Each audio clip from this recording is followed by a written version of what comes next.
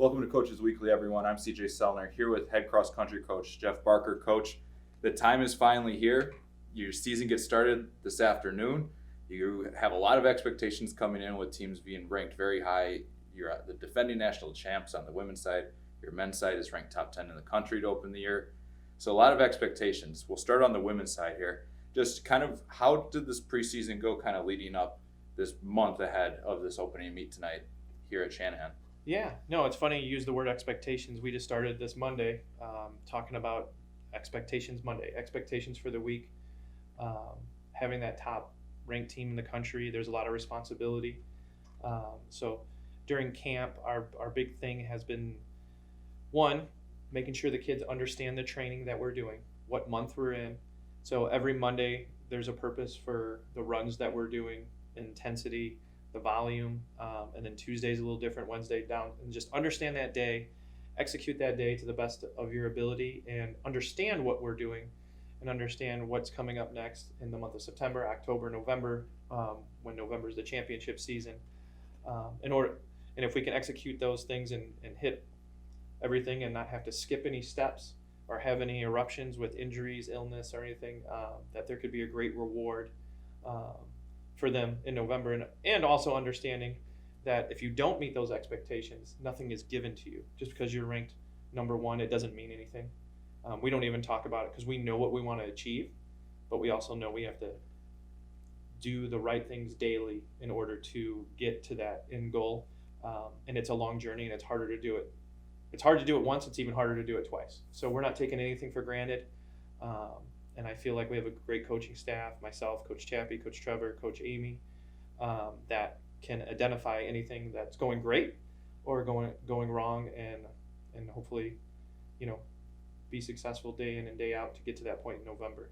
How excited is it for you and your coaching staff to bring back that key core of returners that kind of, obviously nothing's earned like you just said, but you have a group that's kind of understands the ramping up process and kind of the grind it takes to get to the national championships and even the conference championships a month or two down the road?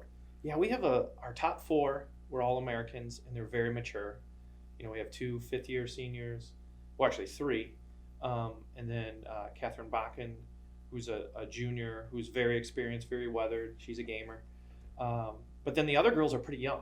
They're all sophomores, and last year was they're sophomores or they're transfers or they're new to our program. So there's a blend that has to come in, and an understanding of your role and responsibility. And then, we're pretty deep through 9-10 runners. So those 5 through 9 or 10, they got to understand next year they step up. So there's an importance not just for the 7 that will run at nationals. And you got to be ready anytime. We're in the world of COVID and illness, and anything can happen. So prepping them and getting them ready to go, but it's exciting because you have the maturity, you have the youth, and I guess that's the art of coaching is we got to pull it all together. We have to help them develop and get better. Again, the top 4, they're motivated and things like that. So it's more for them. It's small conversations, just keeping them focused because they've been there before. And the younger kids, there's a learning curve still of understanding where to go, and that it wasn't always this easy. So like even in camp, we do a little history talk, and Coach Chappie does a great job of it, one of our assistants, and then we do some open talking about, just the kids understanding where it was 9 years ago when I got here to where it is now, to even before when I got here when there was like 4 or 5 girls on the team or whatever it was, to, how we've evolved over the years, and how, be appreciative and understanding that this has been a long process throughout the years, and we don't want to be spoiled. We want to work for what we get, and we want to earn it. When you look at the men's side, there are some key returners to the group that was very successful in many years that you've been here. Mm-hmm. Just kind of preview that group and what we can kind of expect seeing them out on the course tonight. Yeah. So Omar Paramo and Carlos Martinez, they've been All-Americans in the track. Omar's been All-American twice in cross country. And they've got a lot of experience. Their freshman year, they were on a team that got 3rd. And then they've got a lot of national experience. Then we got a really good group of juniors that during COVID, with having a lot of downtime and having that nationals in April for cross country, they really developed. And I think this is one of the most talented, most deep teams we've ever had. But there's a lot of things we have to work on. Like we have still maturity-wise with missing a lot of last fall and COVID and so forth. So we have a great group. I think we're ranked 8th now. I think we could be a trophy team. But what coach thinks doesn't always happen. And there's a lot of work, maturity that's still going on. But I like it. I mean, we're, again, 9-10 people deep right now, and we can sub people in and out and so forth. So it's a good problem to have, but we still, there's a lot of growth there within this unit. And hopefully we can figure that out come November and be in a good position to maybe do something as special as the ladies. Now, we kind of look at tonight's, it's your home meet, you get to host it right down the street. Now, just kind of preview the course. Obviously, the weather finally broke, which I'm sure you as a coach just standing there, let alone the runners, not having to run in the heat and humidity, kind of just the overall thoughts on tonight. Yeah, we have Shanahan Community Park, really nice place. They've always let us host there. They really appreciate us. They even have a sign of our men's national championship team in 2012. Hopefully get a women's one up there here soon. But yeah, we love it.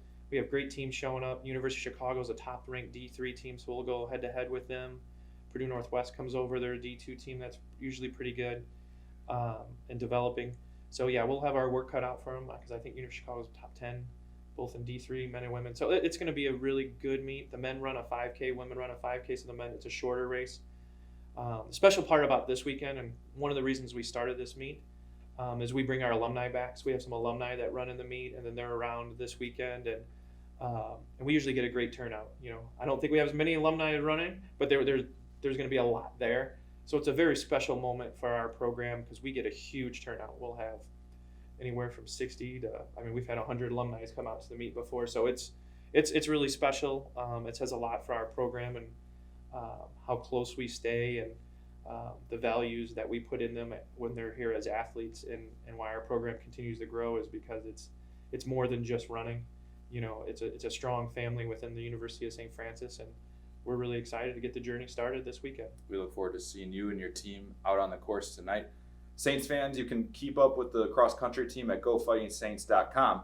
For head coach Jeff Barker, I'm CJ Sellner. Thank you for watching Coaches Weekly.